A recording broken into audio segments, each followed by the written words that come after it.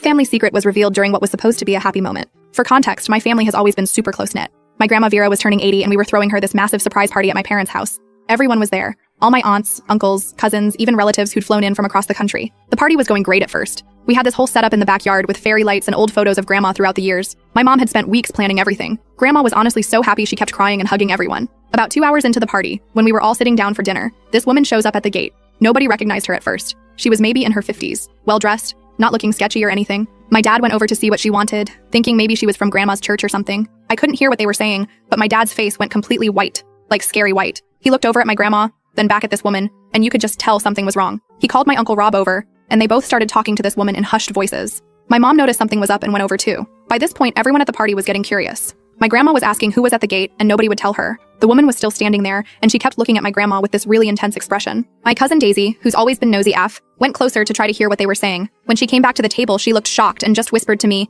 "That woman says she's family." At this point, my Uncle Rob was getting really agitated, and I could hear him saying something like, "You can't just show up like this, and this isn't the time or place." The woman wasn't backing down though. She kept saying she had a right to be there. Eventually, my dad reluctantly brought her into the party and introduced her as an old family friend, but it was so awkward. Nobody believed that for a second. My grandma looked confused but was being polite. The woman, who said her name was Melissa, kept staring at my grandma and making these weird comments about family resemblances. The real drama started when Melissa mentioned something about the summer of '68, and my grandma dropped her glass. Like literally just let it fall from her hand and shatter on the patio. The look on her face, I've never seen someone look so terrified. My grandpa, who passed away a couple years before this, was in the Navy and apparently was away for most of 1968. I knew this because there were hardly any photos of him from that year in our family albums. As a kid, I never thought much of it. My Uncle Owen, who's usually super chill, suddenly stood up and told Melissa she needed to leave right now. My grandma was shaking, and my mom was trying to comfort her. Some of the older relatives were exchanging these looks that made it obvious they knew something the rest of us didn't. Melissa refused to leave and said something like, "I've waited 50 years for this moment and I'm not going anywhere." That's when my grandma just burst into tears. My dad tried to get all the younger family members to go inside,